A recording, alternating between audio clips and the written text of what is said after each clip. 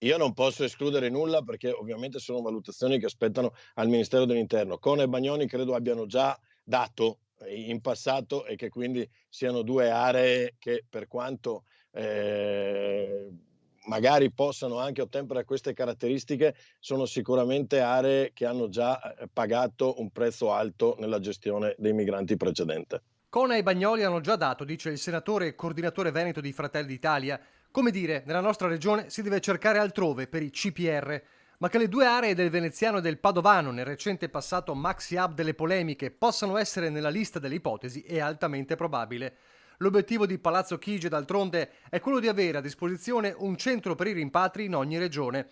Il Consiglio dei Ministri è chiamato a stendere il piano per l'individuazione delle strutture. Dove verranno, fatti poi spetterà naturalmente ad una valutazione che terrà conto sia della facilità, de che sia una zona assolutamente poco abitata, che sia una zona facilmente, controllabile e che sia anche in un'area vicina possibilità quindi di rimpatrio. Misura emergenziale, sottolinea De Carlo, non la soluzione che deve venire dall'Europa. La visita di Ursula von der Leyen a Lampedusa al fianco di Giorgia Meloni è un primo passo. A me fa piacere che la von der Leyen si esprima in questi termini, adesso però voglio vedere la concretezza dei fatti perché ad oggi l'Italia è rimasta da sola e anche quando l'Italia ha fatto da coordinatrice rispetto a tanti accordi dall'altra parte del Mediterraneo, poi sono state altre forze, altre nazioni europee a tirare il freno a mano. Mentre la Premier ribadisce l'obiettivo sono i rimpatri, non la redistribuzione. Le questioni dei migranti vanno trattate nei paesi di origine,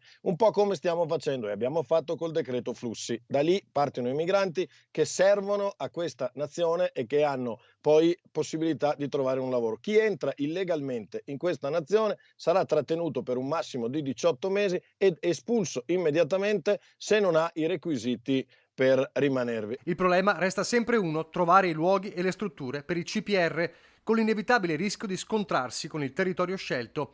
E a chi tuona i centri per il rimpatrio sono come delle carceri, sono incostituzionali, risponde così. Io credo che incostituzionale sia strizzare l'occhiolino ai trafficanti di morte e non scindere tra quelli che rispettano le regole, come gli immigrati regolari, e quelli che lo fanno, che entrano in questo territorio in maniera irregolare. Quello è anticostituzionale.